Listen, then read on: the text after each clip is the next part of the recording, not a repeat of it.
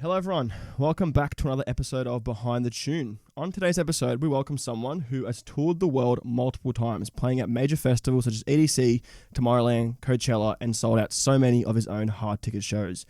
He's collaborated with some of the best in the world, such as Skrillex, Oliver Tree, Toto, Sun Holo, and many more, and released so many hits such as Tell Me and the famous In a Bloom remix. It's WhatSoNot on Behind the Tune, everyone. Super excited to have you on today, mate, and thank you for coming on. No worries. I know you're a pretty busy man. Even just the last 48 hours, and you've been privy to a bit of it as well. Yes, I had sitting on a flight for 3 hours at LAX that just was like, we're not taking off tonight. And then I got into Australia a day late. Yesterday, I had to move everything. I had this talk with Ableton that we had to do a whole day later. I went and got my head bleached and colored. And then I was up at 4 a.m. going surfing this morning wearing this stupid pink swimming cap so I didn't have all my color run everywhere. Yes. And then you came to pick me up and I was like, can we eat first? Stop at a nice little cafe, say goodbye to my brother's dog, and then now we're here. Is that a usual sort of day in the life of Chris WhatSoNot, or is that... That's pretty common. Yeah. And then of course go to Townsville tonight straight from here, sound check 11 a.m. tomorrow, and then do the show. Yeah. Awesome. Well, obviously you're in Australia just for one show. Yes. This time. Which is, it's not something I usually do, but I mean, it's just the market right now is a bit like that. Well, we did have a second show, but then we had a timeline clash, unfortunately, so couldn't get to it. Yeah. What does a normal day in the life look like for you? Because you actually told me in the car that you're sort of you bounce around a lot of places. Yeah. What does a day in the life sort of look like for you?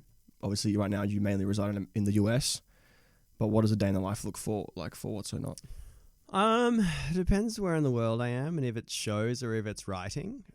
So I will typically just stay with artist friends around the world for periods of time that make sense with whatever else I've got going on.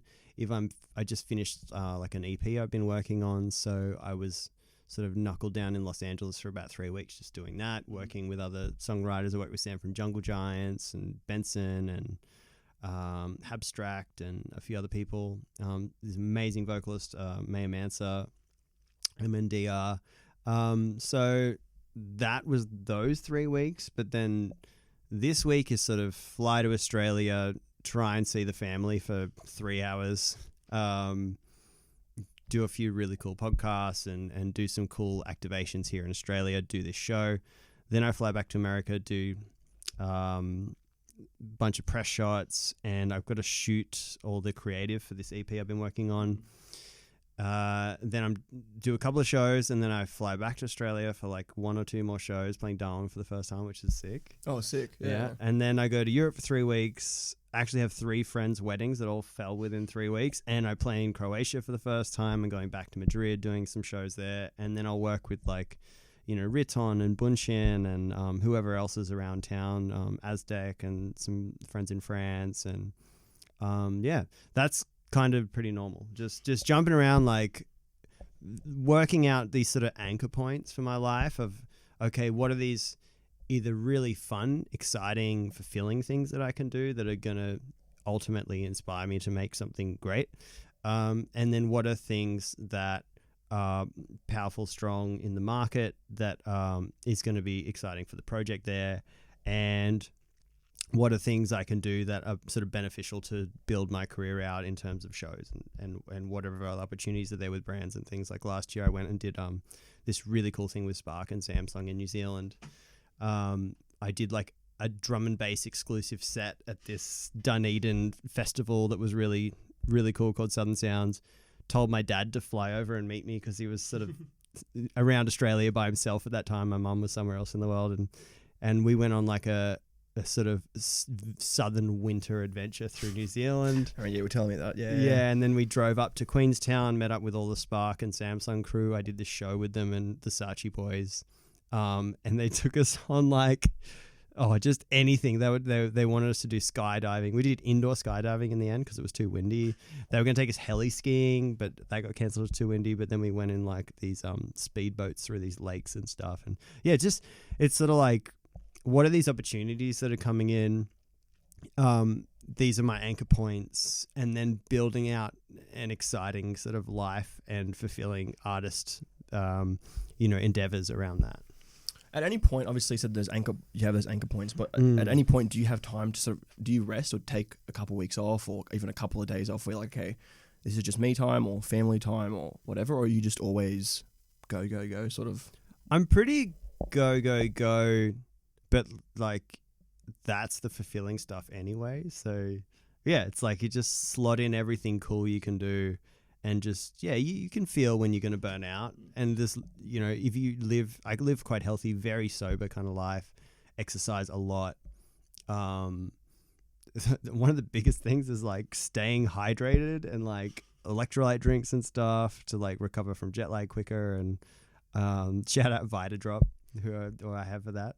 I have like, it's kind of like a bodyboarding sponsorship. With a company that get me boards or help me find team riders in regions to like sort out going surfing, and incredible crews from the surfing world, from the artist world, from the tech world, sort of all around the place, and just sort of bunker up with these people and go and do things that are both fulfilling and beneficial and enjoyable. So you sort of try and like mix in the sort of, I guess, leisure and personal time within all the sort of chaos that already exists. Exactly. Yeah. And some weeks it might be like I'm doing, like there was, what was it? I went to America and I did something like 30 shows in 40 days like this year. And I was like, cool, that's like, it's a lot. That's the normal on cycle sort of amount of shows. But I'm like, that's a lot, but yeah, I go do that. And then I get 3 weeks in LA and I just get to make tunes and like not, I can kind of rap at 8 p.m. and get some sleep and stuff. So yeah, you just pick your battles, and pick your windows. But you use the creative times where you sort of have that rest. Yeah, instead of the shows, it would be exhausting. I'd imagine playing like what'd you say, 30 shows in 40 days. Yeah, that's pretty normal though. I mean, I don't know if anyone listening thinks that's normal. I mean, maybe for yourself, who's been doing it for time now. But I mean, once you get to that sort of tier of it, that's super normal, and almost like, if you don't do that many shows, it starts to cost money. There's this like cost of not working. So, if you're on a tour bus and there's a lay day where you don't actually have a concert, like it can cost you so much money that it's worth doing one that barely breaks even, So it's just an interesting trade-off. Once you get to that level of like, there's 12 staff on this thing, there's a semi-trailer and there's a bus driver and a bus, and it's just equating it all. Yeah, I guess for anyone, like, we haven't had like a fully heavy touring artists on the podcast yet. Sort of, we haven't had pure insight into those sort of tours of, as you said, 30 shows, 40 days. How is it like touring or doing that many shows, and sort of how have you gotten used to it over the time that you've had your career? I think the short burst ones aren't hard. It's just like, whoa, let's go. This is crazy. Like, and as long as you have a good understanding of your logistics and you have people helping you coordinate that.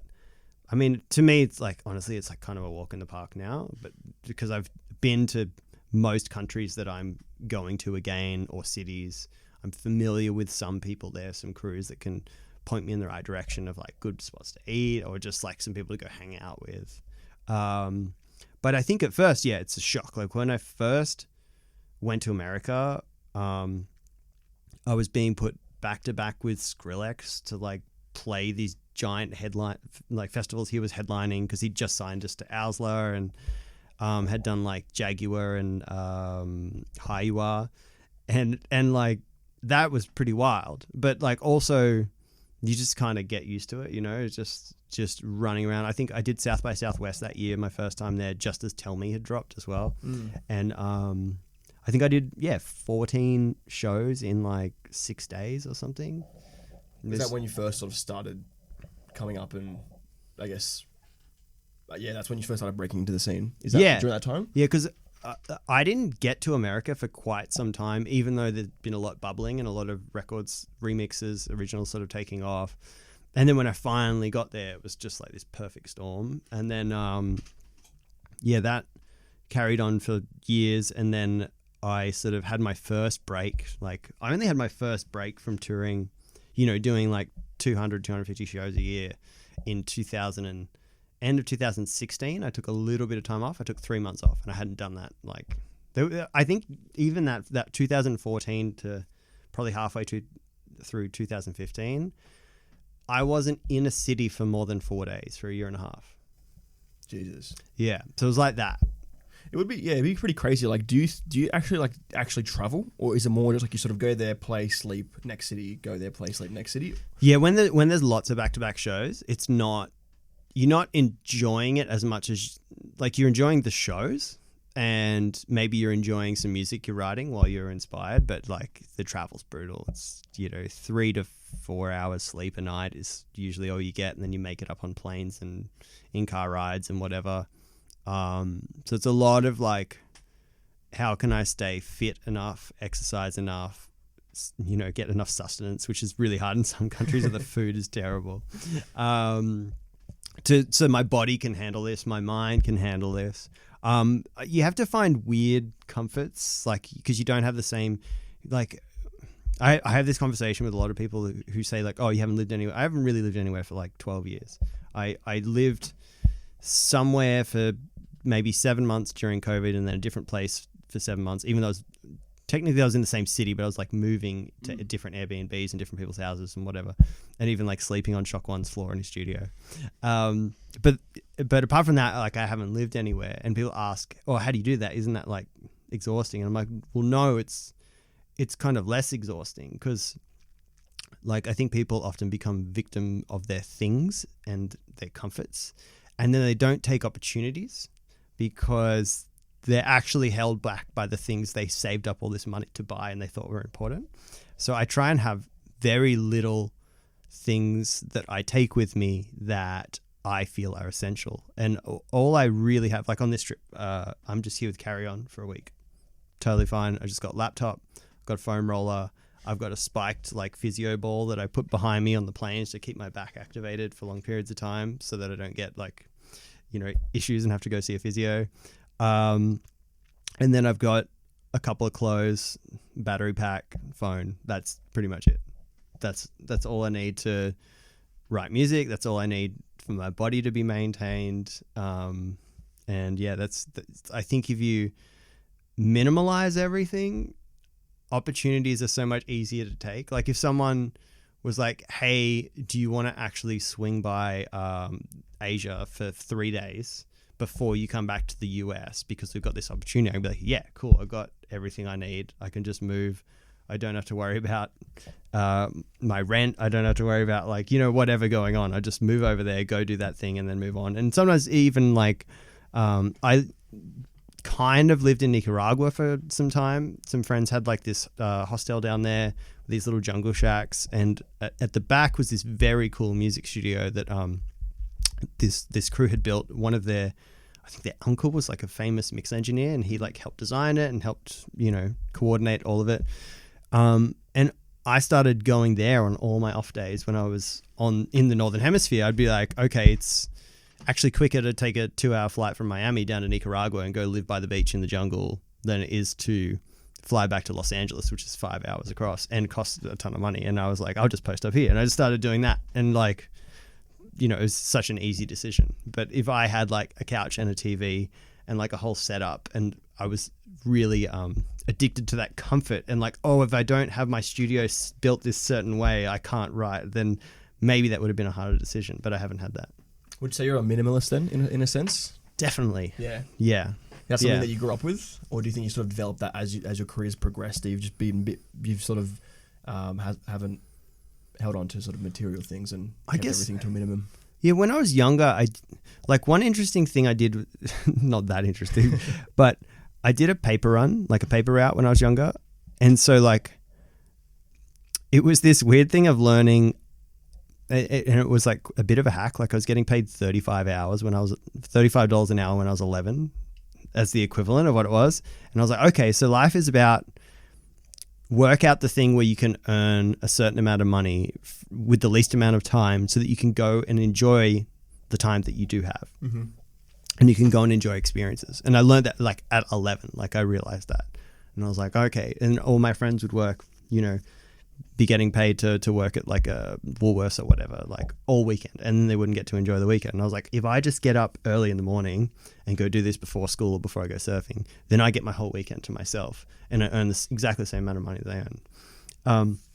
So there was that kind of realization, and I think from that I understood money from an early age. I was like, oh, you have to work to get this. Like, you don't just get handed it.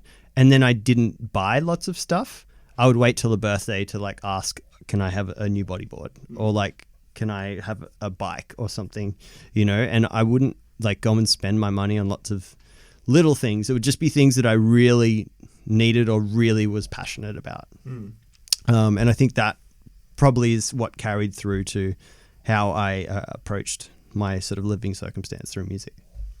Is that same thing with when you started off music as well? Obviously, as you said, I don't know how much gear we used to cost back then, but even buying the gear, would you invest in that stuff knowing that it was, I guess, for your career at that point? I think at the start of my career, it was this beautiful time where most things you needed were cheap or free. And it was kind of the first time that, you know, you had to get a laptop, right? But most people at that point, laptop was like a normal thing to save up and get. Like, you'd have a computer. And it was kind of the first time that there was these programs like Ableton and synth plugins, and there was free ones or very cheap ones that were $50 or $100.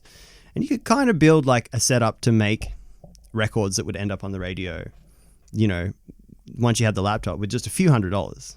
Which is crazy to think. Like, that's all you need. And you could just use all this freeware to do everything. And like, maybe you had to get someone to master the track. But it's insane, like thinking, you know, only a decade prior, record labels would be like, okay, it's going to be 20 grand to make this song, like minimum. And suddenly it's like a few $100s.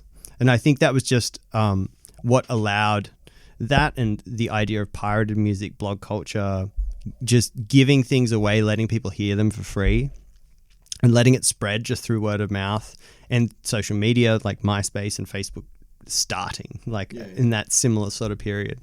It just allowed for this natural virality at very low cost, and, you know, just kids kind of messing around with this stuff, not knowing all the rules that all the old dogs would tell you, oh, you can't do it like that, or it doesn't make sense, or that's not correct. And we just were playing with these devices like they were toys, like a child would, and then coming up with these things that broke all the rules. And then I think that's what got people excited about the scenes that developed from those early ideas. It's so different to like, I mean, I feel like a bit of that is reflected in today's thing in terms of accessibility and virality with obviously social media, but I'm not sure, but now it's just very expensive to get started, I think, because laptops themselves are like $3,000 to get a laptop that can actually handle Ableton, and then Ableton's and additional costs and stuff like that. So it's very different to get. There's a high barrier of entry, I think, now. What's your opinion on sort of? I don't think it's higher. I think it's smaller. In terms of like cost, like financially, or just in terms of actually getting involved within music? Well, I think if you equate inflation, laptops are probably about the same rate. And I think they're so powerful now that they run programs like Ableton with ease, whereas they used to not so. And I think one of the biggest shifts for especially electronic music is something like Splice, where if we wanted to buy samples back then, you had to buy a pack for like, you know, 30, 40, 50 pounds or whatever it may be, whoever made it in Germany, or euros if it's there. But you had to buy a pack, and you got a demo of what some of the sounds are. Like, someone made a little song using some of the sounds, and you had no idea what was in there. It was like a gamble. So, you know, I'd like save up from my work that week and then be like, oh, I'll probably afford a sample pack like every 2 weeks and be like comfortable with that. Whereas now you can download, you know, the exact sound that you want, searching through millions or however many on that library, and you can preview the entire thing, and it costs you like 0.00001 cent. And the other giant thing that has changed is how you can download these the synth patches. So back in the day, you used to have to go onto like forums on Reddit or YouTube and see if someone had tried to rebuild something. And now you can literally, someone has rebuilt it and they just put the patch online, or they sell it or whatever, or you download it again for like 0.001 cent. And then you can understand this highly complex, say, noisier synth that someone has built, and then you can go and look in it and reverse engineer it and use it in your own way. And I think that is such a huge change. How, like, take like ISO and Knock 2, how I heard from RL told me that they were only started producing like 4 or 5 years ago. Oh, wow. And he's like, yeah, man, these kids are crazy. They just go on YouTube and it's all there, all the tricks, all the stuff that, you know, whoever has said in an interview or a podcast once, it's all there and they've worked it all out. And it just gets like, you know, it's so easy to be so good because all the information is available now. Yeah. And that's a good point you make. I just thought in the sense that, yeah, maybe if you adjust it to inflation, then, yeah, laptops are sort of the same price as they were. Yeah. But I think the maybe, I'm not sure, maybe the quality, there's more, people are more critical, I think, now, whereas back when maybe you started, yeah, if I'm wrong, you were sort of, you had free reign to do whatever you wanted, whereas now everyone sort of has to have a standard before they can get to a certain level. Maybe. I don't know. I think it could go either way with that. Like, what I would say, which is maybe where you're going with this, is things were a little more untapped back then. So if you did something quite strange and interesting, it may be that no one had ever done that. Whereas we've now had a decade of, you know, every young person having the ability to tinker with these ideas and synths and everything for, you know, as a toy. Like, as they grow up, music production is like a hobby. Whereas when I grew up, it wasn't really a hobby. You like played drums or played guitar, but you didn't produce music. Like, that was what studio engineers did, you know, or like people that worked at record labels. It wasn't common at all. And DJing, like when I was in high school, there were 2 people, a duo, that were a DJ, and they were the only people we knew at the entire school that DJ'd. Like, it was really, really rare. And I think part of that comes back to what I was saying earlier. It was just, when I was in high school, was just the end of exclusively vinyl, and it was like blog culture, MP3s and CDs became the normal.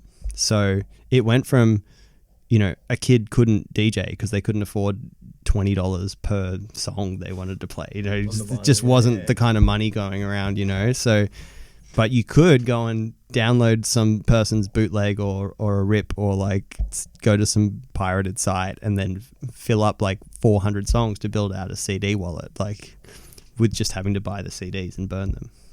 So I guess in that sense, like, music has become more, like, I guess to retract what I said earlier, music has become more and more accessible over the years with the digital age. But I think, as you said, everything was a bit more untapped when you started. So now there's been that decade of people just producing music and trying out new things and breaking the rules, whereas now if someone breaks the rules, like, that's probably got done 5 years ago or 2 years ago or something. So I guess that's what I sort of meant, in the sense where things were a bit untapped in that sense. And I think the place now where it's untapped is older people don't know how to use TikTok. They don't know how to use Reels, but people that are born into it native, all their friends use it, they understand the humor, they understand the filters, they understand the trends. That's your access point now. With us, it was creating music. With the new age, it's about knowing how to edit well and the humor of text on screen, and then applying your own music to that. Yeah, I think it's nowadays with TikTok, you still have to have that. TikTok is a skill at the end of the day, even though sometimes people might take the piss out of it and stupid things go viral, whereas if you put effort in, sometimes it doesn't go viral. How have you sort of seen the change of that social media promotion side of things from when you started to now? I would definitely say it used to be so much easier. Really? Yeah. Well, when I was first starting, social media was like some text, or a meme was shared, like as a JPEG with some text, or a photo. Like, even Instagram, like WhatSoNot was already happening when Instagram just started, you know? And I got Instagram 2 years after WhatSoNot had been going on. And same thing, it was like, oh, now we have to post pictures of ourselves doing stuff, and I have to like look nice, and, you know, I have to be on like, visually on all the time, that was a very new thing. And it was really annoying. Because we were like, I just want to sit here and tinker with little ideas, and that's all I want to do. I don't want to have to be on show. But then you realize as you get into music, it's you're always going to be on show. It's part of the deal, Did Instagram make it feel more serious? Or was it just another thing that just sort of came to the market? Everyone has to get used to it. Yeah, it was like that. It was just another thing you had to get used to. I mean, if you're native to, say, TikTok and real creation, it is a lot more effortless. But if you aren't native and you kind of are coming at it backwards and having to learn how people behave in it, it's a little more annoying and problematic. But I'll say this, the amount of work I've done over the years learning all these new platforms, it's just taught me how to do color grading. It's taught me how to do editing. It's taught me to keep in the loop with particularly how humor is working online. And I think it's always been like that to some degree. People will always just get phased out if they're not sort of on the ball with how things are doing. And I think they're pretty valuable skills to have an understanding of if you want to be an artist, because you go make a music video, you're like, I already know how to frame everything. I know how to cut everything. I know how to color grade everything. And I know how to make interesting skits. Well, there you go. Now you can make your own music videos and make them actually work for the time that they are going to exist in. Yeah. I think social media is an interesting case. I feel like it's always a topic of discussion with everyone that I speak to, because it's without it, you sort of can't function. Yeah. As an artist. It's as a true artist, it's annoying. Oh, yes. But there's so many things that are annoying as an artist. So you just kind of got to suck it up and get involved and do it, or find someone that can help you do it, or be so good you don't have to do it. Yeah.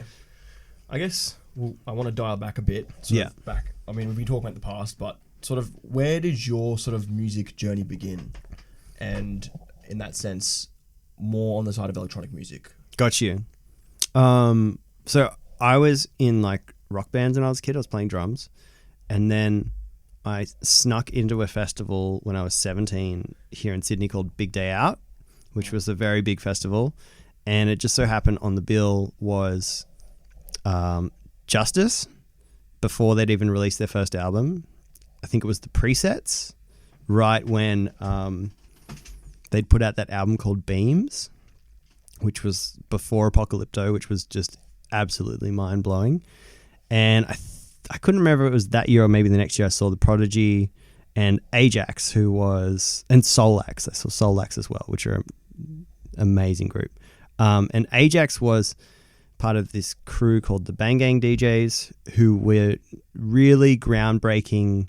Some of the first DJs doing mashup style mixing, but they were using vinyl because it was before CDs had become popular. And they were the first people I heard of throwing multi-genre sets together. They would be playing Jersey Club, but then Ballet Funk, but then Electro House, all in the same sets, and mixing every 30 seconds, which was unheard of because it was so hard to do that on vinyl. But they were so good at DJing. They knew the record so well. They were kind of doing mashup DJing on vinyl, and they moved to CDs and they got even better. And then they started doing Ministry of Sound releases and stuff like that, and got really popular. So that was I saw Justice, and I actually didn't like electronic music. I thought electronic music was really corny. And I saw Justice and I was like, holy shit, I didn't know you could do this. I didn't know you could make sounds like that, because this is in their real gritty, grimy punk, just ball tearing distortion, super monstrous kicks and snares that were just sounded like they were being played in a stadium. It was really, really mind blowing to hear that as someone coming from rock. And that's when I got into it. I went and looked up their sets, and I just started playing around with this program called Virtual DJ, which was one of the early freeware. I don't know if you ever played around with that one. I think I have. I think back at, I think this might be a bit later in time. What year was this? What year was that Big Day Out Festival? 2007. Okay, I think I got introduced. I sort of started listening to electronic music through in 2011, 2012, when the sort of Skrillex era was Nice. the dubstep era. So Sick. I think there were those apps where you could DJ and mess around with the songs on iTunes and stuff. Yeah. And it was like I started making like these mixtapes, and it was a program that like beat matched for you. It synced everything up. But I started to understand looping and layering and how like different rhythms work into each other, and just the idea of DJing and how it worked. But I couldn't actually DJ yet. And then I just kept going out clubbing. I was so fascinated by it, and going all these different venues that had all different, like we were listening to minimal techno, and then going to they called it like ghetto glam and stuff like that. It was just like thrash electro, all the Ed Banger kind of stuff back then. And then just one person who used to come party with us at these nightclubs one day was like, "Oh, dude, I got you a gig." And I was like, "What do you mean?" He's like, "Oh, I started promoting at this place called Candy's Apartment." It was a nightclub in King's Cross here. And he's closed, or is it still open? I think it's gone. Or they're revamping it now or something. And I was like, "Dude, I don't even know how to DJ yet." He's like, "Well, you better learn because the gig's in 3 weeks." So that's how I actually started DJing, and that was in that same year. And then did that gig. We got paid like $50 between three of us. We were going back to back. A ride home was like $60. So it's just like $10. Yeah, it was like the typical sort of getting your foot in, just doing it for the love. But we all had like really interesting music. We were all so deep in the very current blog culture. We had our ears to the ground. We were young kids, really obsessed, watching everything happening in Europe, everything happening in America, everything even happening in South America, and like kind of fusing it all together. And we elevated pretty quickly at that nightclub and became residents, got to play in the main room. And then I started doing some stuff by myself. And then I started playing interstate not long after that. And then that went on for a couple of years, and I realized there was sort of like a ceiling. Like I couldn't back then, like this was kind of still before social media, or like MySpace and Facebook was around, but they didn't even have like artist profiles on Facebook yet. Like it just didn't exist. You're just like the person. Yes. The so page. Yeah. You had like literally a website. People would have to have seen you once and then go to your website to know any more about you. So I realized there's this glass ceiling. It's like, okay, no one knows about you unless they've seen you, and then you can't get a gig because no one's going to come to start with. Like you have to kind of show your stripes with some people, have them give you a shot and put you in front of others to even like get a regular kind of thing going. So it's like, I need to start producing. So it was actually Hayden James was like also a DJ that had started at that same venue and was a little bit older than us, and was sort of like him and this guy, Andrew Rose, were like the big brothers of us. And he brought me to a studio he had, and he taught me how to produce music. He like just one day like brought me in. It's like, I still remember this. He's like, "What do you got to do? You got to steal a kick drum from Crookers because they make the best kick drums, and then you just loop that, and then you come up with some like little riff or some vocal chop or something and throw it over the top, and then do some chords." I was like, "Okay, sick. Like that's how you make music." I was like, and it's like it doesn't have to be complicated. It just has to work on a dance floor, and that was something that I had a really good understanding of. Is like, for years playing these shows where no one gives a fuck who you are. They're literally just there to enjoy themselves. They're very heckly as well. And, they're very opinionated.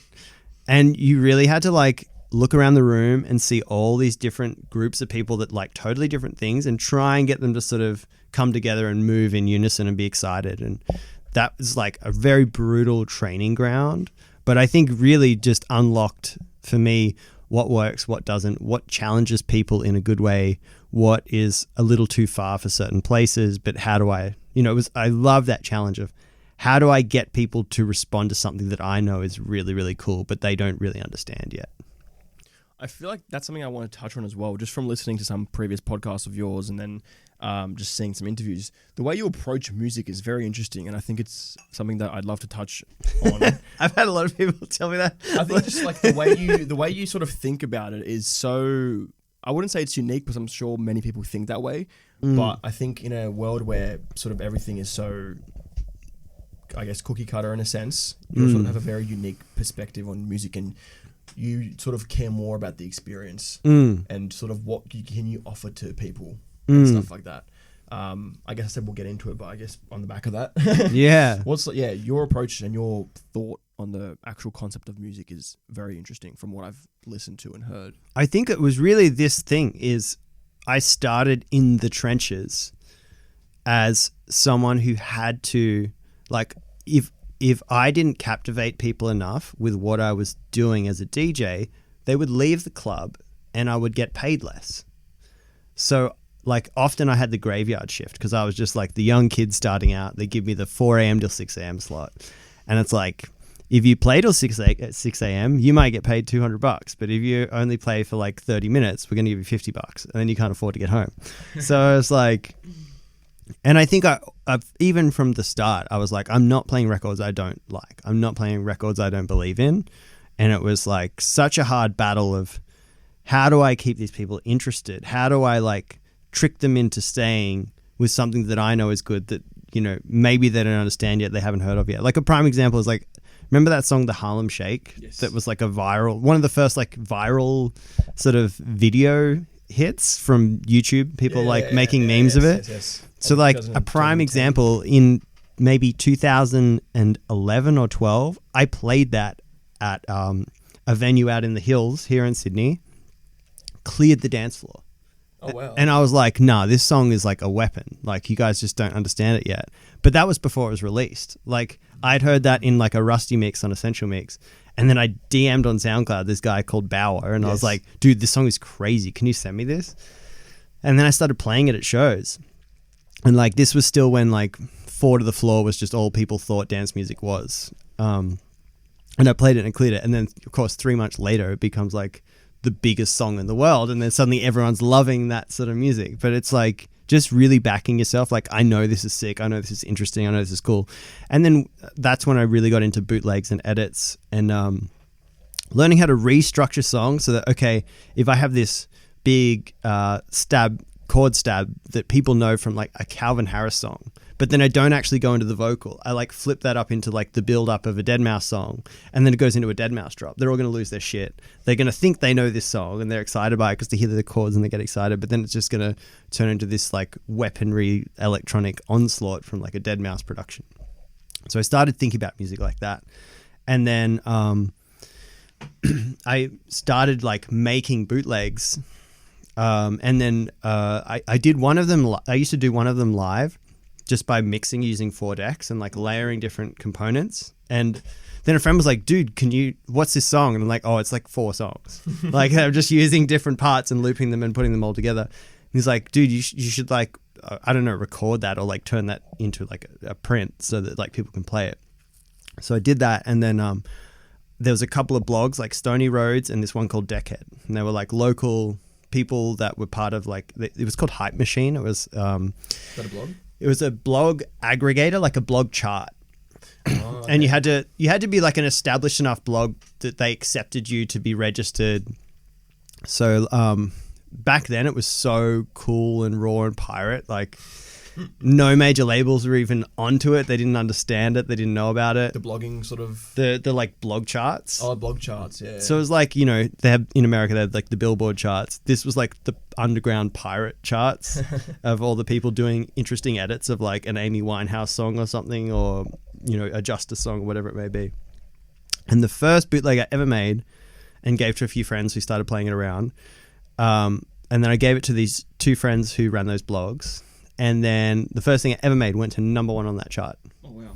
And I was like, shit, like I barely know how to do this stuff yet, but I can see I have the understanding of what is going to work and what is going to excite people.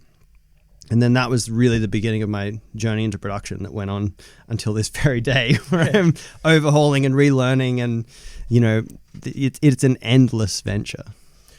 Yeah, I think that's crazy. So your first song that you made went #1. Yeah, is that right? On the pirate charts. On the pirate charts. It's still #1. Pretty stoked. You know? That was cool. Yeah. And that sort of gave you the motivation to then sort of be like, oh, wow, I'm okay. I'm pretty good at this stuff. Let me try and dial in and lock in a bit. Yeah, I had the understanding, but I didn't have like the technical skill sets yet to really get there.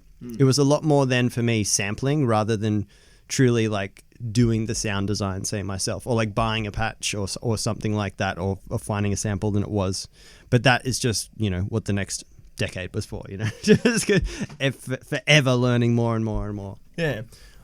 One thing that I wanted to sort of touch on, and something that I guess I find very interesting, is that you sort of stuck true to your sound throughout the last decade or 12 years or whatever. How has that been, managing that, considering that music is changing all the time, and now obviously you see everything is so much faster and everything is just a looping kick drum nowadays, and you got a hard groove and everything's that sort of like that, but you stuck true to sort of what you've been doing since you started. How have you sort of done that? Well, I think one of the keys was sort of the exact word you're using. I stuck to a sound, but I didn't stick to a genre. Okay. So it has, and I put that down to like, it has a feeling to it. It has an ideology of, it may have a texture. It may have like a mode of writing that becomes familiar, and a style of, so like I write a lot of my vocals with friends and incredible people I've come across.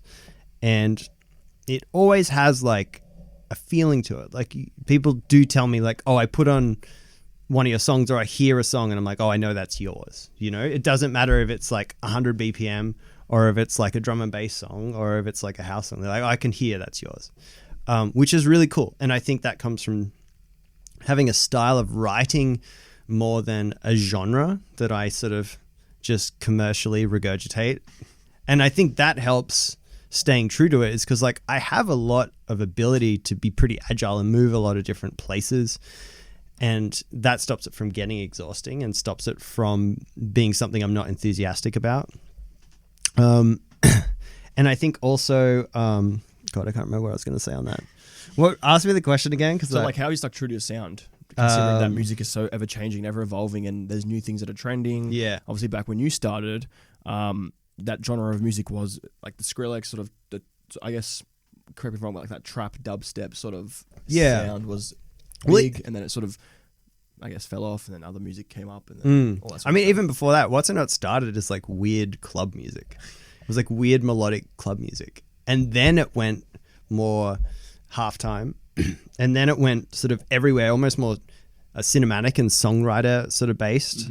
Like say my first album, I like worked with Daniel Johns on 3 different songs, and Toto, and there was like really slow hip hop songs. There was some songs that barely had drums for half of it.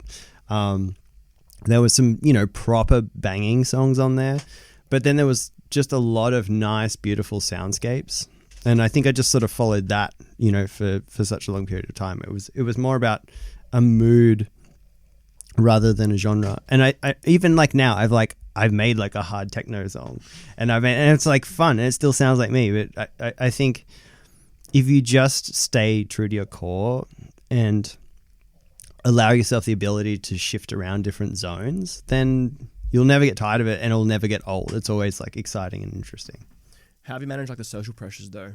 People expecting a certain people expecting a certain genre. Now you've got me back onto the head. This was the thing I forgot to say. Okay, so this is what I used to do, right? I would be writing now what I wouldn't release for like 2 or 3 years. Sometimes even like 5 years. What do you mean by that? So well, I'd write it, but I wouldn't release it. Okay, I wouldn't put it out.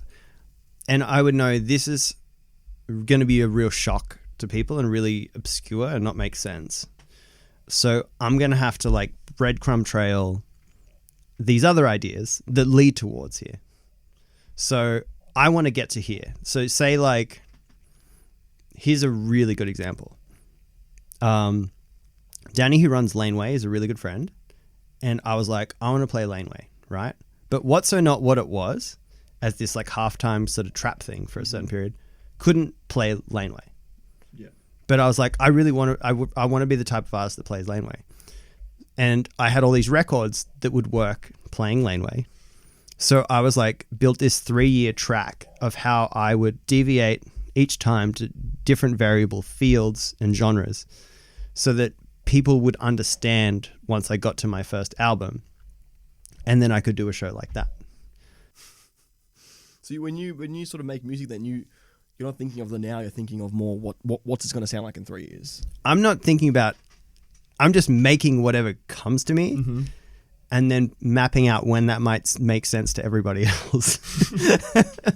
What do you use to sort of have that vision of this will work in, or not that it's gonna, or how's it gonna sound like in 3 years? Because obviously it's the future and no one can really predict it. But how do you use obviously the breadcrumb that sort of gets people, sort of lures people into that? But you yourself, how do you sort of make that song and be like, not now, maybe later? Yeah, I think it's a very difficult thing to replicate. But it's touring the world. Mm-hmm. So being in all these little corners, particularly at the start of your career when the people that are booking you are very cool people, because it's like a very new sound. It's not tried and tested. You're not playing like bottle service clubs or whatever. It's like, no, this is like the cool guy in the town that knows about you from some like little thing on SoundCloud they heard and they're like, I need to book this. So hanging out with those people, hearing what they're listening to, hearing what their friends are listening to, and doing that for years and years and years, you start to understand what is bubbling on the very, very underground. And then when you can see this common thread between like, oh, I hung out with these wild young kids in Madrid making this like, I don't know, sort of lovey Spanish, like Latin, but breakcore, electro thrash trance kind of thing. Like if I start to hear that there, and then I also hear it when I'm over in Japan, and then I also hear it in some like small part of America somewhere, I'm like, okay, this is coming to be, and maybe it won't hit the mainstream for like 2 or 3 or 4 years, but this is really cool right now. And I think it's just always being aware of that and making sure that you as an artist stay agile enough to move into these different zones. You know, and take people, like, it's probably an equation, like you want to take 50% of people that like you already, but then like be willing to lose the other 50. It's like, hey, I'm going here. Yeah. Like half of you are with me, great. You'll probably convince a bunch of the other group that maybe don't get that yet or aren't that into that yet. And then new people will come in and be excited because that is where things are going. And then it's just kind of a shift like that. That's actually very interesting that you say that, because I had an artist on here, Part-Time Killer. Episode's not out. I mean, the episode's out, but the clip will be posted once it's out for sure. And he said something very similar, that if you try new things, there might be a certain percentage of listeners that you have now that may not like it. But there might be a high percentage of people that haven't heard your stuff that become fans of you. Yeah. Is that sort of in the same gist as you were saying? Exactly. And I think it's just human nature. Like people are attached to moments in their lives. Like I am, like when I think of bands that I really like from when I was younger, there's definitely bands I'm like, that band sucks. I don't like that band. But there's certain bands I'm like, I will love this band forever. But I don't know what they're doing now. Yeah. You know what I mean? Like I love that era of them and I'm not really into bands as much now. So I don't really follow it, but like I know I love them and I love what they were doing then. Maybe they're on a bill I see and I go and catch them and be like, whoa, they're up to this now. That's wild, you know. But like, it's just personal preference. I think a lot of your songs are like that for me, to be honest. Yeah, like literally, like in a Bloom remix, obviously everyone knows that's an absolute classic. Gemini is a massive one, but I think the big one for me of yours is Feel It. Yeah, really? Yes, and I'll explain why. Actually, I was waiting for the podcast because as soon as I was sort of confirmed this was happening, I was like, listen to that song again. Is it because it was NBA on yes. NBA? Yes, there you go. Yeah, you're tying it to like, I got home and I'm playing that basketball game that's a free world kind of going around and it's the theme song of it. See, you have an attachment from a point in your life. And it's like, I don't take offense to people like, I don't know what you've been doing, or I haven't heard. Like, usually it's people haven't heard what you've been doing, and then they go and listen, and they're like, oh, this is interesting. But it's like all of those songs you mentioned, they're all from a certain time, and I'm letting them stay in that. And like, if I was the type of artist to be like, it's commercially viable for me to just keep regurgitating those same ideas, I would keep doing it, but I'm not that type of artist. I'm just going to go where I think's fun. Like the last few years I was making like drum and bass, and I was making, there's a lot of stuff unfortunately I made in the last say 5 years that I just never even put out. Wow. Just cause like I was moving too much and I couldn't finish it to the quality level that I wanted to release it. And then I sort of look at my personal computer catalog and I'm like, damn, there's like whole era, like WhatSoNot eras that never even like went out to the public. Like I had this full like Bali funk Latin kind of period I was really into, and I like never released any of it, but it's so interesting and weird. It was like if Sophie made like Latin music. Like Sophie, you know the producer Sophie? No, I don't Oh man, Sorry. you are missing out. I might look her up after this then. Yeah. I'm missing out. But yeah, So you made that 2K song. I literally before I was actually this week I literally went back and watched the My Park trailer because that was like the main. There's a whole story behind it as to why I have so much nostalgia around it. But essentially, like when the trailer came out, my mate and I, Josh, who were like into 2K18, watched the trailer and stuff. That song wasn't as it didn't have that sort of spot in my brain. And then we sort of, I think after we watched WWE Live and then we went back to his house and played 2K till like 3 or 4 in the morning, 2K18, and then that song sort of eventually, we just kept hearing it every time we played NBA. Yeah. I literally went back onto the trailer and the My Park trailer, and that song started playing because I knew it was a song, and I just got like this wave of nostalgia from it. And even every time, still to this day, every time I listen to Feel It, I still have that nostalgia feeling from it. Yeah, I have that. If I hear like the Halo theme, I'm like from the first Halo, I'm like, oh my god, that was like I wasn't even in high school yet. Yes. And then when I got to high school, we didn't have like you couldn't play like Call of Duty online because the internet was so bad in Australia. So we'd have these LAN parties where you'd invite different kids from school who had an Xbox and a TV over to the house, and then you'd have like 4 different rooms with 4 different TVs linked together with a hub and 4 different Xboxes, and you could all play like Halo together with 16 people or 8 people. I can't remember how many people it was, but yeah, like I hear that theme and I remember those times, or I hear like themes from like Diablo or games like that, and I just get these waves of like, oh my god. I do have feelings of rage sometimes when I hear that song because that game was. If anyone played 2K18 knows how broken that game was, but I think majority of the time it's nostalgia and like sort of like euphoria in a sense. But there are some raging feelings through there. But yeah, I guess that makes because like so many songs. Even I'm not sure if you ever played FIFA or anything, but I was a massive FIFA nerd, and so many songs to this day I listen and all I think of is like sitting in my room at 15. Using my mum's credit card to buy FIFA points and then opening packs, but like that sort of thing. Yeah, so music has its moments and people sort of resonate with music through the moments. It's never really the song itself. It's more what they experience during the time of listening to that song, whether it be a period of time in their life or if it's one moment at a show or whatever it is. But that's sort of like, your music is definitely, there's a few songs that hit that throwback of mine. Nice. So yeah, but even then, like even in your production and stuff, it's still, again, as I said, very similar to what you've been making your whole life, or your whole career. I think that's really commendable, to be honest, because people in nowadays, everyone just changes a lot, or it's very easy to change and fall for certain trends, where if you sort of stay true to your sound, not your genre.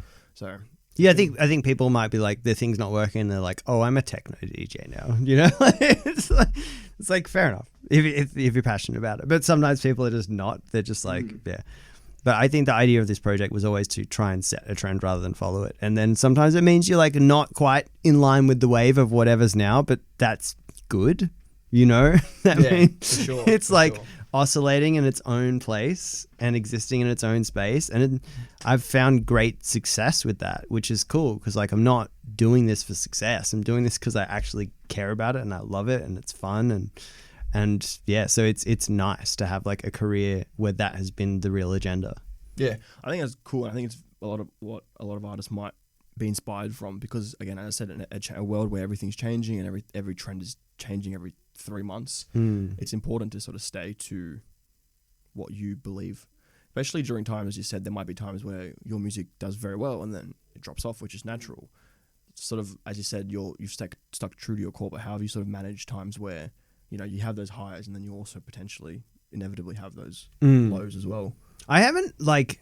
Well, not like a low, I mean. Weirdly yet, I haven't been hit with a low. It's the only thing I've been hit with is that it idles at like a certain level, but the level's pretty good. So I'm not mad about it, you know? It's like, I think like the last couple of years post-COVID and that has been pretty weird for everyone.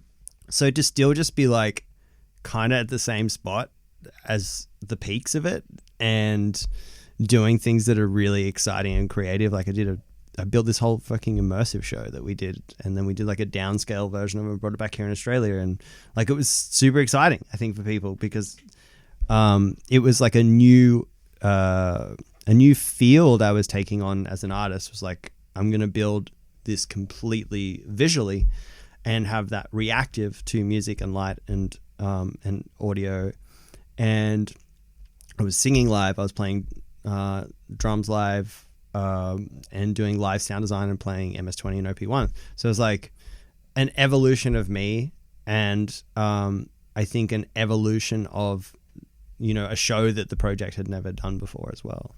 Yeah, I think that's also going back to what I said, how your approach and outlook on music is so cool. Even like that immersive show, from what I've seen and stuff, it looked crazy. You singing as well. I didn't realize that you sung. Yeah, as so well. like if you go to the album I did in 2022, Anomaly, I sang on the opening record. Oh wow, okay. Yeah, Right. that song Alive. Oh, okay, yes. No, I even didn't recognize Yeah. your voice or anything. Yeah.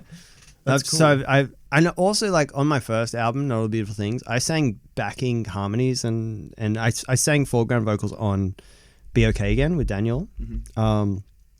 But half the time I was trying to finish those songs and the vocalists weren't in the same country as me, and I was like, I guess I'll just do the harmonies myself. Like I was just constantly doing that, and that's kind of how I got into it in general. How was it like performing live, like in terms of the vocals?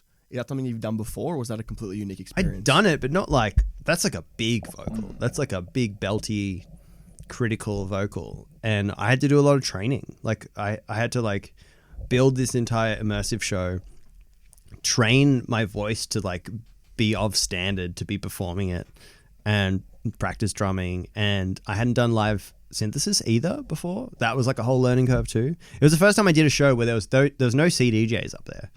It was like some backing track, Ableton Live, and then I was performing parts for every song, like, and different instruments as well. Yeah, that would have been great.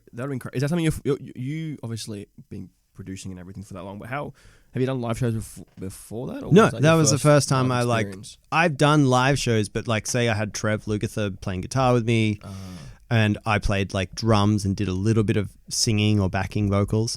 But that was like, I'm doing the foreground shit.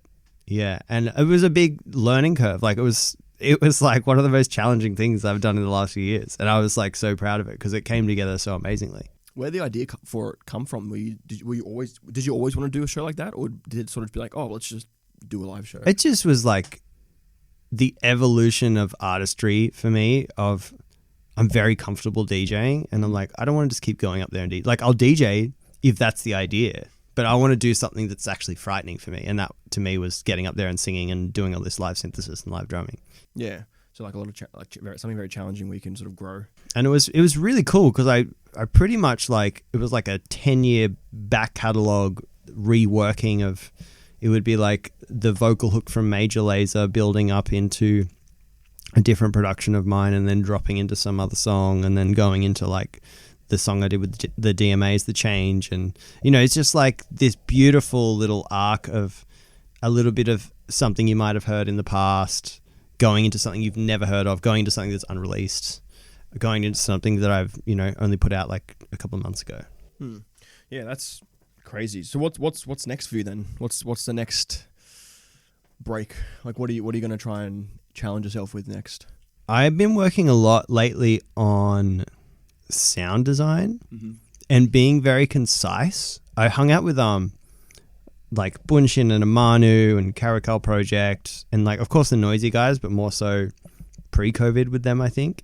And just learnt a lot about how to think about music a bit differently to how I had, where I'd be very like texture based and like be like, oh, it'd be nice if I had this sort of pad here and this sort of like rhythmical thing going on here, and whereas they're very like, they strip it all right back. They're like, oh, I'm just using this sine wave synth and distorting it in a certain way and then doing some FM synthesis very precisely.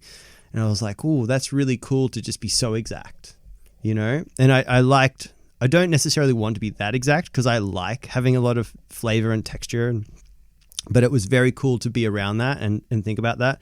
And also they'll build all their own sounds and all their own drums. They don't like use samples half the time. They like build a snare in Serum.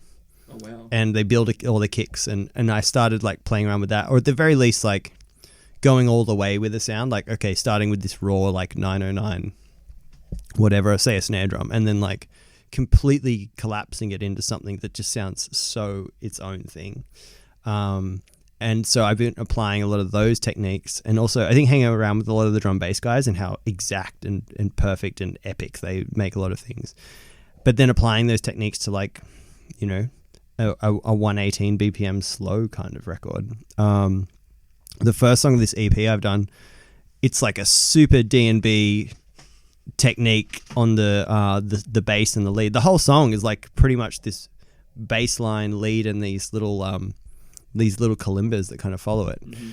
And it's like two sounds. And that's like the whole thing for the most part. I mean, there's so much call and response and stuff that goes on, but that carries it. And like, I wouldn't have sort of thought to do things so precisely like that without hanging around with all those guys. And it's cool to take those techniques out of drum and bass, because I think drum and bass, it gets into like such a narrow field of rules very quickly. And like, you know, if you make something that's at a different tempo, they're like, oh, it's not drum and bass anymore, you know? Oh, so really? Yeah, so it's like, it's nice to take the techniques into different space. Like, they always talk about drum and bass. It's so fast, you can only do so much. There's like, oh, you can't say like swing. You can't do swing really in drum and bass because it's too quick. There's not enough space to have swing. So like, bringing it way down to like a 132 kind of tempo from like 172 or 74 or whatever it may be, is really fun and allows for like, I think a lot more interesting kind of production. So sort of this new EP, when's that coming out?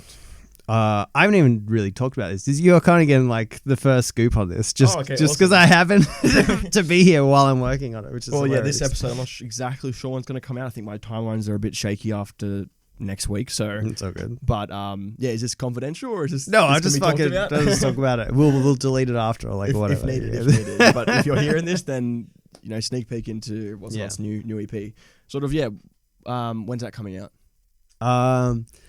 Probably in like July or August, but there'll be like the first song maybe in like a month from when we're recording this. Hopefully, yeah. Okay, I think this should come out in about June. So yeah, cool. You will have heard the exact song I'm talking about. It's one with Benson, and Lucy Lucy. Okay, so wait, sort of what was you've already sort of alluded to it, but what was the sort of creative process behind that EP? Sort of, as you said. Oh man, it was so nice. It was just like, honestly, I was just like feeling in love, and I was really happy.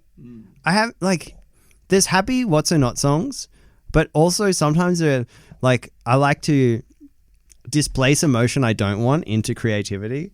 So sometimes WhatSoNot can get like the sound can get a little gloomy or like a little, I don't know, but this EP is like vibrant, makes you smile. It's about love, and it's like so refined and gritty at the same time. It has this warmth to it. It's a lot slower as well. Like one of the songs is with Amanu, and I think it's like, I don't know, 114 BPM. Wow. You know, like it's like, and it just chugs along. It's so pretty, and M&DR did this vocal on it. It's really, everything's really granular and grainy, and yeah, lots of clever little tricks I've picked up over the last little while.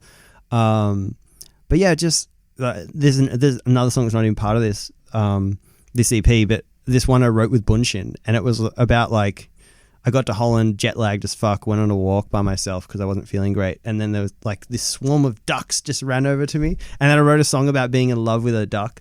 Like you meet this duck and it's just like your world. It's like your pet. And like writing a song from that perspective, it's like, hey, who gives a fuck what people say is cool or what's trending? I was like, I'm just writing this song because like this duck came over to me and it just like fucking changed my day. You know what I mean? Like just stop like letting everything overwhelm you in what you think you have to do, and just write from the heart and from the soul and just be like real about it, you know? So this whole EP is just more like a upbeat, not upbeat, sorry, more like an uplifting sort of. Yeah. It's about like, it's called Motions, and it's about movement. It's about rhythm. It's like sometimes in my past I've written songs and I didn't actually focus on the groove and I didn't focus on the rhythm. It was more like a cinematic piece, or like, you know, like a bed or a wall of noise intentionally. But then this one, I'm like, I've been going to clubs and I've been going to festivals and like hanging out and watching stuff, and I'm like, oh yeah, I want some like really interesting rhythms and some drum behaviors, and I want everything to sort of be harmoniously sort of grooving along. And then that's kind of what this one's centered around. That's sick. So how many tracks are in it? Just four. Just four. And you wrote one with Benson, you said? Another Yeah. Aussie DJ? Yeah. Represent. Who's been like such an awesome friend for so many years. And we've got in the studio before, but kind of just to play around. And this was the first time, like he actually sent me the first demo of this song on Christmas Eve. And he was just like, hey man, made this thing. He actually sang the vocal that's on it. And he's not a singer, but like the vocal, I was like, dude, this vocal's like really eerie and cool and like has this pain to it. And the chords are nice. And he did like this breakbeat kind of drum pattern. And that was when I was like, oh, I'm going to apply like these drum and bass techniques with some FM synthesis and some filter LFO kind of stuff and make this like really interesting. I guess that one, it's called Lights Go Out. And that one for me is like, it's kind of like Jamie XX on steroids sort of record. Like the way he would approach like the delicacy and the dynamic of different sounds and drums, but then like really just like pushed it to the limit of, a song that like, maybe Noisy would be like, I like. Actually, they do like that one. They heard that early demo of that one. They're like, ooh. When I played the drop, they're like, ooh, what's that? That's cool. Yeah. Is that the process of making that EP? Was that the same? Did you have the mindset of stripping everything back and doing everything a little bit more precise? Or did you sort of come to that, I guess, realization after you sort of already started work on this EP?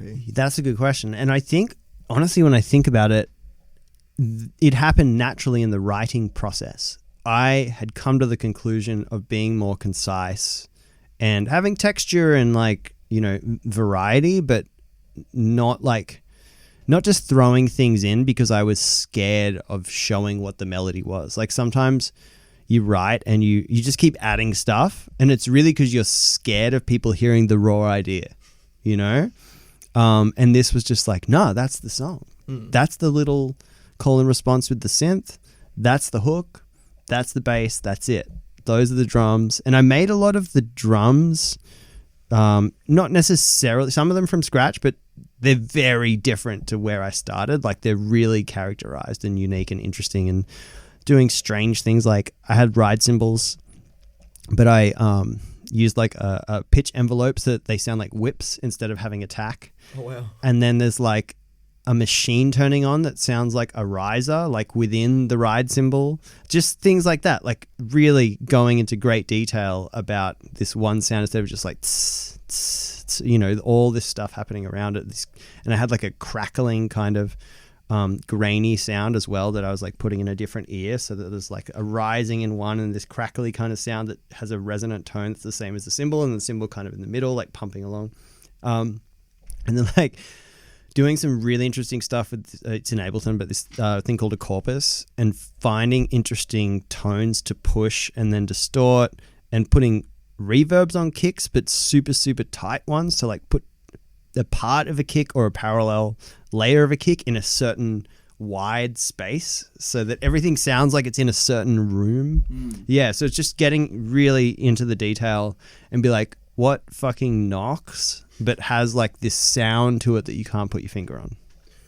Have you always approached movie like this EP? Obviously, you've approached it its way, but like your previous releases, have you approached it that's such intricate detail? Because the way that sort of I'm understanding is that this EP you've really just focused in on the details, or like obviously listening to your music, your sound design and stuff, you can hear the sort of little details and the way something is mapped or anything like that. But with this EP in particular, have you sort of, I mean, not this EP in particular, but with your previous releases, have you sort of taken that approach of being very intricate? I think what has brought this about is my last album. I finished living in Perth, and like I said, I'd never lived anywhere, so I didn't have a frequent studio ever. Was that Anomaly? Yeah. I finished that. Carl Shock One, when I was sort of over there a bunch, he's like, dude, I go home to my family at like 3 p.m. Do you want to use my studio? Like when I go home. And I was like, hell yeah. So I would use his studio from like 3 p.m. till 2 or 3 a.m. and just had like the graveyard shift for 7 months. And I just learnt so much. And I'd never had the opportunity to sit in a very well-made, well-treated room with good speakers and actually hear what my stuff really sounded like. It was all made in like Starbucks on headphones. You know what I mean? Like it was all like made for nice listening. And yeah, it pumped enough and like slapped enough and whatever. But I think that's where it came in, where I was, feeling it with lots of little things, because I didn't really know how that truly sounded apart from testing it at nightclubs myself, which is, every single nightclub sounds different. But I think I started to understand sound so much better by getting that time in the one space and consistently going over things. Be like, oh, that's what that really sounds like. That's what that really does. And that's how far you can push something like this before it's just a bit too much. And then I just came into this next round, with all that ideology and information in my head. And so it just sort of happened effortlessly. Right. Yeah. Sweet. So like you sort of, that was your last album, right? You were talking about? Yeah. But I didn't write that album in that space. I like finished it and mixed it, added all the extra parts. Whereas this one, I wrote with that knowledge. Okay. I created it with that knowledge. Yeah. But that makes sense. So you sort of carried on what you learned from finishing that one into the new one. And I don't have to be in the studio when I'm writing now to know what it's going to sound like in the studio, because I had that time. I like learned where True Zero was. And then I just understand in these headphones, if it sounds like this, that's what it's going to reflect to in a proper treated space, because I had all that time just in, day out in that space. Yeah. So in that sense, like, would you recommend sort of producers coming up and stuff to just absolutely spend as much time as they can in studios? Yeah. Particularly if you have anyone who's like a mentor or a friend, or all go in together and just have like, hey, we rent this spot in the city. It's really expensive, but we all just have 1 day a week. That's our window to go and use the really good room. I think that's one of the problems with Australia, though. I realized during COVID, there's so many writing spaces, like this room right here we're in, right? Like, this would sound dog shit if you're trying to mix. You know what I mean? Like, it's just not, even though it's treated, it's not the right shape, it's not the right height. You wouldn't know what's really going on. And I've been working to build a studio here that's similar to something like the Noisier Boys have, because they don't have them here. And it's like, how can we expect to be like really good producers if we've never really heard like True Zero? Is how I think of it. But I think Carl's one is really good. There's probably a few people around the place that have some. But yeah, try and find some spots that sound really good. The best thing though now is like there's all this technology, like it's expensive, but like Trinov is like a box you can get that just completely reads your room. SonarWorks is like a really cheap option. There's a few other ones that have these auto-correcting softwares that make the room generally pretty good. And that's a good place to start. So even like the room design, like I said, ceiling height plays a massive part in how your music actually sounds. Yeah, you need like 4.5 meters up of like ceiling height. Yeah, and then you need like a certain shape to the ceiling. And then you have to have like 1.5 meters of bass traps specifically designed to catch certain resonant tones. Like if you don't have that, you're not even going to get close to like perfect sound. And it's the sub frequencies mainly that are going to get all fucked up. So anyone working on really complicated like drum and bass, dubstep, rhythm, whatever, it's hard to like, and I think sometimes it leads to people being quite maximalist and extremist with the way they push the sounds. It's because like you can't hear it when it's that soft. You don't know if it's that soft dynamic kind of style or like really authentic traditional dubstep sort of style. It's hard to know where it's sitting because the room's just like a fucking mess. But is there any specific genres? Like, or well, not specific, but like, is it more important for things like drum and bass and stuff, or would you say it's just important in general for production? No, it's more important for those genres because they are so focused on the low end. And I think people would produce much more exciting music if they had opportunities in special rooms like that to know where the limits are and what's possible and like, oh, I could dial this back and it has this cool flavor to the sound, or like I can feel that pumping along as this sort of underlying energy, and then I can do all this over the top and it doesn't actually clash. Wow, I didn't know that so much went into even the design of the room. Yeah. It's pretty crazy to think about that. I think anyone listening would. Yeah, because like when I first went and hung out with Noisier and went into one of their rooms, I was like, holy shit, I'm hearing it as it's supposed to be for the first time ever in my whole life. It's like that really changed it. And then going into Carl's room for a long period of time, which is quite a good room, not like as good as theirs, but quite a good room. it was just like, oh shit, like I can't vouch more for like getting as many hours as you can in these really good rooms. Someone like Bunshin though, he's like, all I need is my headphones and my metering systems. I don't need anything. I know what it's going to do, and then I can go test it at shows to work it out too. Maybe have that ear. Yeah, to hear it. Dude, his mixes are like crazy. What he does with stuff. So he swears you don't need the room. I have found great value in the room, and I think one of my big problems was I used HD 25 headphones, like the DJing headphones, to produce for years, for like probably the first fucking 15 years of my trying to make music, and they are terrible for producing. Have you ever seen the SonarWorks analysis EQ of the HD 25s? No. It is like they push the hats like crazy, like all up around like, I don't know, 4K or something. And there's this crazy spike at like 100 or a dip, I can't remember. So that the kick drum and the hats are really audible so that you can beat match better. Like it's just like great for DJing. Sort of distorts the whole sound. Like it doesn't sound true to what it is. Anyone like go Google the HD 25 like EQ curve. It is crazy when you look at it. And I was like making music and I was like, no wonder my mixes. The other thing is, so I might save someone's life here by telling them this. Clip that. I forever was so drawn to the key of B. For whatever reason, that frequency sort of really resonated. Anytime I heard something in the key of B, I was like, oh, that feels so nice. And I would write in that a lot. And it is the worst key for anything low-end related. It's like either your low-end frequencies are too high to actually have the impact of a low-end, or they're so low they just choke up the master and like aren't being put out on the speakers very well. So for so long I was like, why can't I get my mix good? Why is it? And it's literally I'm just making something in a key that's very hard to do a good mix in. Oh wow! So yeah, it's a B key. Don't use B key. No, you use it. You still don't center your track around. Don't expect to get a club monster in the key of B unless you are using a very good room or you have very very good engineering skills. And not the what is it They don't use that. Great for DJing, not great for producing. And don't feel bad if your mix isn't coming together because you can always go and send a song to a mix engineer, but you can't send a song to a mix engineer to make a song great. Oh yeah. You got to write a great song yourself. You got to have a great idea. Someone can always help you get it to sound better. But you have to start with something good. Don't worry about it. Yeah, I think one thing that I think that's very valuable information for everyone listening on the production side of things, because there's a lot of DJs and producers that listen to this podcast. I think they'll value a lot of that information, especially from someone as yourself who's been doing this for so long. And yeah, I mentioned the intro, sold out so many hard ticket shows and all that sort of stuff. Oh, the other thing for all of you guys listening, so many people you idolize are getting a lot of help. Some of them even ghost produced.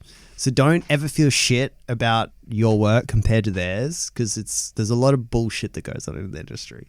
Yeah, there's a lot of like, and some of it's like good. Like some of it's like, hey, I got this keys player to come in and do these incredible chords that I never would have thought of, and like, cut them in as a writer or whatever. And it's like, that's fine. Just do it. Like work with your homies who are really good at different aspects and like just make songs together. Like most of the songs I do now, I'm literally just going to my friends' houses and like, let's make some music. Like, let's have some fun. And we just go and jam. We all have different skill sets and everyone brings something to the table. And at the end, everyone's like, wow, I never could have done that on my own. Yeah. So like, don't feel bad if you can't do it on your own. Yeah, I feel like help's a massive thing. But that's like every aspect of life. You can't do shit on your own, especially if, as I said, you have one skill set, but you can unlock something else when you do it with someone else. And even like working with people who are really good at stuff you're not good at teaches you how to be better at that thing, and then you can do it on your own. But it's really like music is a collaborative thing. There was this weird era where it was like, I feel like everyone was expected to do everything themselves, and then most of the people that were being idolized that were doing everything themselves weren't doing everything themselves. There's so much bullshit going on. Yeah. So don't feel shit. I feel like I've seen that. A lot of the people that I follow on Instagram, and a lot of people I talk to, all the studio sessions I have are very collaborative. And like, I feel like it's very, people understand that fact that you can't just go in and make a banger by yourself. I mean, you could, but most of the you time. can, but that's when you get into those perfect little flow states on your own. That's when that happens. And that doesn't, even for me, I feel like I get in those perfect zones only like once a month. Like it's not super frequent. So like, that's a maximum of like 10 unfinished demos that are really good a year. You know, it's like, it's not a lot. Then I still have to finish them and whatever. So I don't feel bad about it. Yeah. One thing that I sort of touching on the point of, or going off the same topic of helping out sort of younger producers, you get involved in the community a lot. We were talking about in the car how, and you sort of had an explanation for why you sort of do this, but you do a lot of side shows and pop-up shows when you are, especially back down here in Australia. You always say like, hey, I'm doing this show, but I'd love to get around all the local shows and do like a pop-up. You obviously had the Lab 54 one that sort of went crazy recently. Yeah. Why, I guess, not that it's a bad thing, but why do you do that? Why do you sort of give back to the community, especially considering your position right now? Well, weirdly, I've always done it. Like, always. And the reason I do it is because it's fun. That's simple. It's so fun. And it's so fulfilling. And you meet really cool people. You become inspired. You learn about things you went across. You find cool new artists. Like, it's just a win. Like, there's this weird sense of entitlement when some people get really big and they don't do that stuff. It's like, no, this is what we came here from. This is what it is about. Like, the going to the small club and hearing the weird thing the local people are doing and the interesting act that got booked from overseas you've never heard of. That is it. That's the best stuff. So it's just like, it's like, I can't fault it, you know? It's like, yeah, it's just awesome. It's fun. It helps everyone. Like, I'm talking right now because Australia just like lost all these huge festivals. Oh, yes. And it's like, there's all these acts that are like, that was my income for the year, you know? Like, those are the 3 big shows that were going to support me being able to go do all these smaller shows. And now I'm talking to people about like, all right, well, let's go fill the gap. Let's go put on some wild rogue shows with like a bunch of those smaller acts that really need like some paydays to come in, and let's like put people onto them. Let's go do something really exciting. I'll probably learn about some cool new music that's happening that I'm not quite across yet. Like, it's just a win. Yeah, I think the festival part you bring up is massive, but even the income part, yeah, like there's DJs but like yourself and those collectives and stuff, they do thrive or they get benefits from those shows. And I guess that's my question is, or not question, but like the thing is that you don't need to be doing this, but you just do it because just giving back, because at the end that you were at that position as well. So 100%. Yeah. And I feel like at this point in my career, in my life, I'm probably fine forever. I'm probably all good. So like, that's not important anymore. What's important is making sure everybody else is all good. Because every time you elevate the community, everything gets better. The local scene gets better. The local clubs make more money. Kids are more inspired. Kids get into it. They're excited. The more people that can have great careers in music and long-standing careers and like get their shot to have an opportunity to do that, the more everything is amazing. I think, yeah, touching on the whole festival thing, I think that's a good point. Getting involved in the community, there's a lot of barriers, I feel like, especially in this day and age, to get involved, especially when you don't come from a position of, you know, when you don't have that financial backing or security. So it is difficult to get involved in the community, but I think it's sort of like a two-way street in a sense. Yeah, where you've got to give back, but you also sort of have to expect to get something back in that sense. So yeah, as a smaller artist. Like, my venture into music was so strange. I knew nobody in my life that was even a successful artist of any form. Like, my whole upbringing was like, you go to uni, you get a degree, you go sit at a desk and you do a job, and anything else is a hobby. Like, that was my upbringing. And then like, it's so random that I have ended up doing music to this level, and it's my bewilderment that I didn't even conceive that this was possible, that I want to make sure other people are given. I want to make sure that other people know, hey, you can totally do this. Even if you didn't even think it was a reality, you can absolutely do it, and trying to make sure as many people as I can are getting to that space. Yeah. I think it's the thing as well, people sort of look at people like yourself, and obviously you've got other names, and they have made it, because Australia is, at least my opinion, it's hard to break out of, especially now. I feel like it maybe it's a bit easier now because of the sort of the social media, all that sort of stuff, but because it's so saturated, it's very difficult to make it. But I think people look at people like you and people like other, like, you know, other DJs around the world that are Australian and think that it is possible to make it. And I guess giving back to the community sort of reinforces that idea. The whole reason all of me and my peers in that very like sort of smaller window of time, the whole reason we all started doing successful stuff overseas is because the community we built here.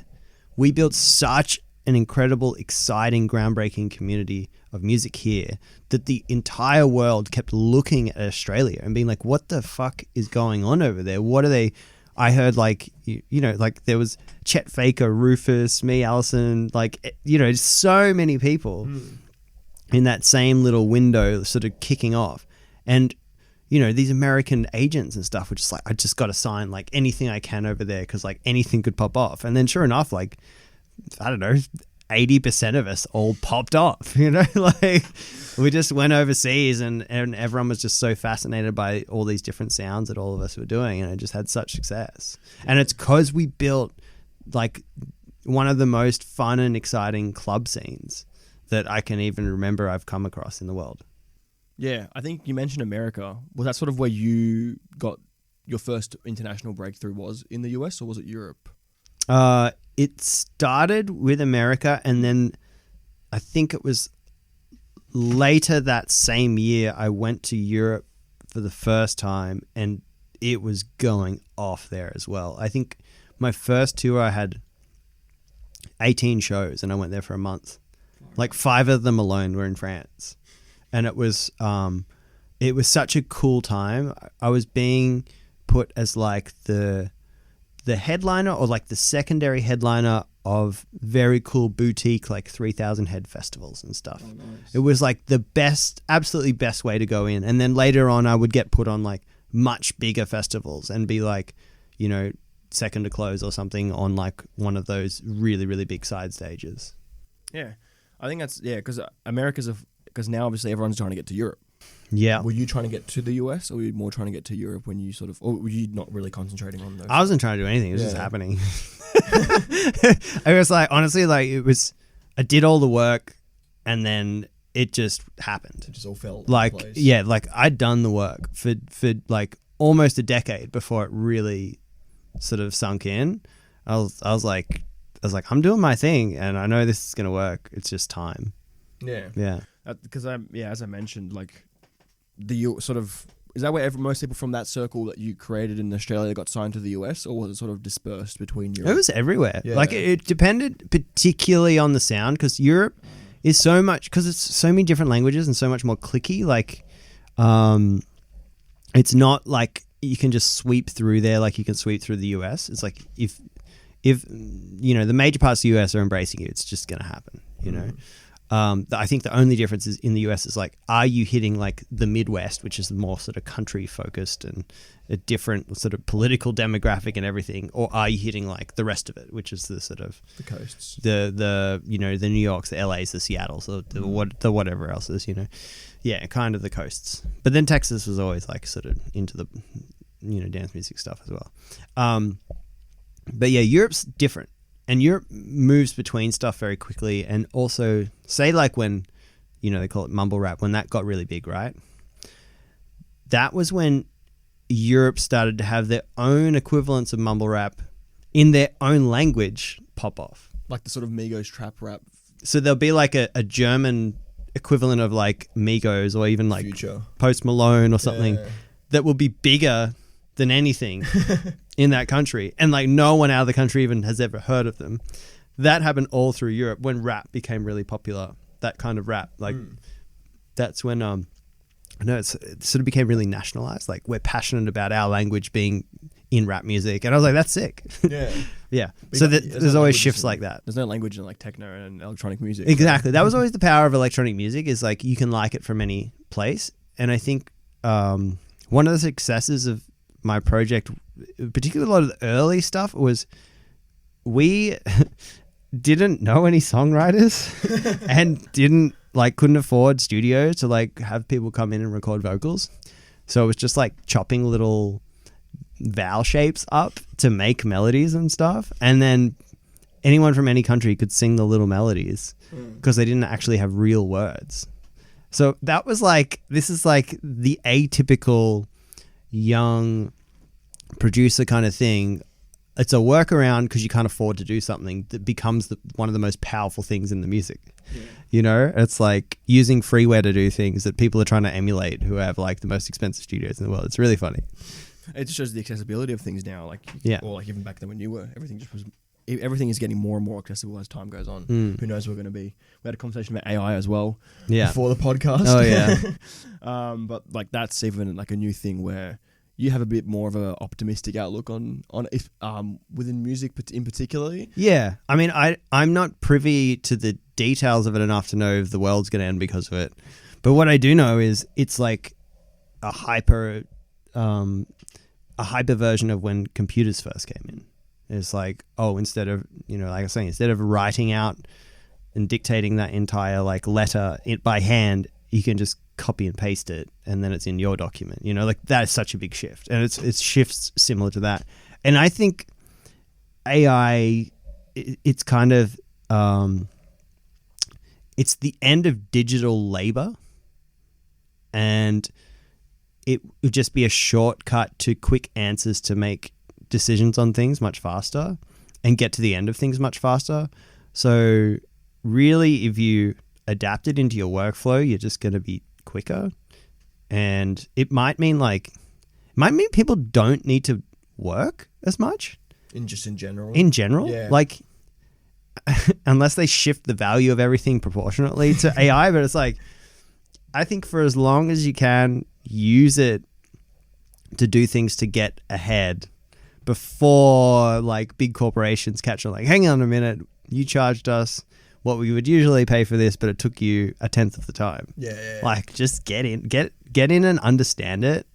Get into coding, like learn how to like attach certain applications to other certain applications and just, greatly increase your workflow. The more you can understand something, the more it can benefit you. All of this stuff forever, it's always like, just be first. If you're into something first, if you have an understanding of it, you're always just going to be ahead. I think the main sort of criticism of it being within music is the fact that it's not going to be pure anymore. Man, what's pure? We're using sample packs. It's not pure. Like, I think, I feel like the history and progression of music it's just been less and less original because of digital, like the digital world, and I think AI is just another step in that direction. Like, if we want to think about music like that, then throw out your laptop and go bang around on some pieces of wood and like make music. Like, it's for real. Like, it's just that. Yeah. But like, I understand the reservations because there's kind of this extremely, nihilist world-ending side to it, which is also potentially very real. Yeah, I think there's two sides to the coin, really. And when it comes to AI, whether you think of it as end of the world, everything's going to be controlled by robots, or you think of it as more of like, hey, we're just being more creative now because we can palm off the labor to AI. So, but I mean, it's there. Like, use it until they outlaw it. If they're going to outlaw it, that's not up to us. That's like, maybe you could vote to outlaw it, but it's there for now. Don't get left behind because like, it's if someone else is going to use it. I think it's a good way to look at it because like with computers, for example, as you mentioned, so many people were so reluctant to use the internet and computers, and those companies no longer exist because they were so pessimistic about it. So I think it's a thing. I think history might be repeating itself here. Like, we're not writing the AI algorithms that are going to end the world, so don't feel guilty for utilizing it to benefit your life. Yeah. I mean, yeah. Like I said, I use ChatGPT to write emails. That's probably the most I use AI for. So I don't think I'm going to be ending the world through an AI-generated email. And I think as long as you're someone's still going to have to curate. Someone's still going to have taste applied. Like playing around with Midjourney and stuff. You have to write the prompt. You have to understand. Like, the art is now learning how to code the prompts to get the result, and then learning the artistry of combining different applications to get to somewhere. Like, it's not like you're just pressing a button and this thing you used to pay someone to do is like totally free. It's like there's still a lot of work involved and a lot of curation and I think it's just a new adaptation that we are probably going to just have to get used to. Yeah, I think there's no point of fighting it. You just have to get used to it, I feel like. I mean, at least use it to your benefit until they work out some rulings around it, you know? Yeah. Well, I think it's been an awesome conversation. Thank you. I really appreciate the insight that you've given into sort of your life and then also the production side of things. I think a lot of people that are listening to this are going to value a lot of the things that you said. Epic. So yeah, thank you for coming on No the worries. podcast. It's been a pleasure talking to you. And then, yeah. Thanks for picking me up from the beach. That's all right. No worries. Least that I could do for coming in, you know. Yeah, literally, I don't even know if I had a shirt on when we first met. I was like getting changed out the back of a car, like, oh, I was trying to call you. Do you want to go quickly get some brunch? I haven't eaten today. Did you try and call me? No, you're going, yeah. I was like looking up your number, but then you got there like 5 minutes early, and I was like, oh, let's go. Let's do it. Yeah, that was my thing. I was like, I don't have any contact to him, so I'm going to get out of the car. But like, it was literally, we met at the exact It's so right funny. time. So yeah, thank you everyone for listening. Hopefully you enjoyed that one. Thank you to Chris WhatSoNot for coming on. He's an absolute legend, and yeah, hopefully you guys enjoyed that. Like and subscribe, share around. This episode will be out. I'm not sure when, but you know, take care till then. Support your community. Yes, support your community. Exactly. Thank you everyone, and take care.